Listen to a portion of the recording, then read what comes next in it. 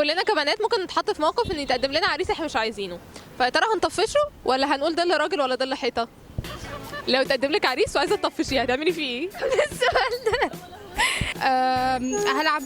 هلعب في شكلي، فاهمه؟ يعني اخلي نفسي حله واحط مكياج بقى اوفر بقى، واعمل حواجبي لحد هنا اللي هو الحواجب دي كده، وممكن بقى احط روج بقى طالع بره وشي وكده وحاجات كده غريبه، بقعد مكشره وخلاص. هرمي القهوة عليه. هترمي القهوه على وش كده؟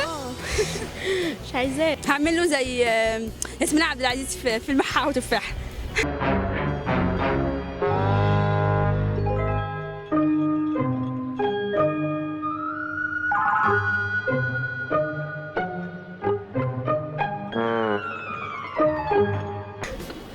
لا هقول له ان انا مسرفه. مسرفه؟ طب ما افرضي هو مرتاح ماديا. لا هم بيطلعوا بخله كلهم هم الرجاله كلهم بخلاء شويه. طب ليه اطفشه؟ محدش بيلاقي عشان الايام دي. ايه ده؟ انت تبع ده اللي راجل ولا ده اللي حيطه ولا ايه؟ عادي بجد يعني، بس لو عايزه اطفشه مثلا ممكن احط له ملح في الشربات.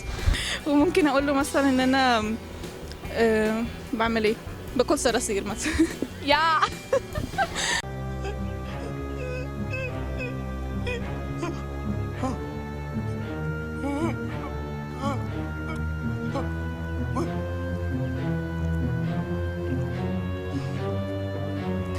اطفشه بكذا وسيله، اقول له مثلا انا بحب حد غيره، او مثلا هزهقه واخليه يكرهني باي طريقه.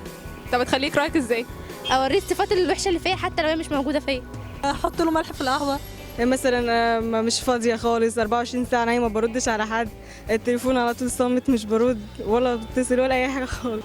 هعمل زي سعاد حسني لما عملت في الفيلم، لما جابت الكوره وطلعت لابسه جيبه كده مبعرجه وعملت شعرها منكوش قوي، وحطيت هنا رجاجو كتير رجاجو كتير وروج هنا كتير كتير، واعمل نفسي ان انا ملبوسه واطلع لها اقول لها عو. اتفضل الشربات. متشكر.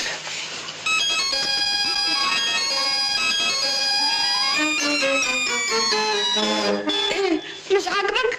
ده انا عامله بايديا دول الاثنين دول. ملبوسه. بصحى الساعة مثلا 3 الفجر كده بصرخ في البيت أي حاجة بقى كده. بصي بصراحة وانا اروح اقول له او هبقى متضايقة جدا وانا قاعدة ومش هديله اي اهتمام، وممكن اقول له ان انا مثلا انا مش موافقة وما اخرجش يعني، او ابهدل نفسي اعمل اي حاجة، بس انا مش هوافق يعني، فاهمة؟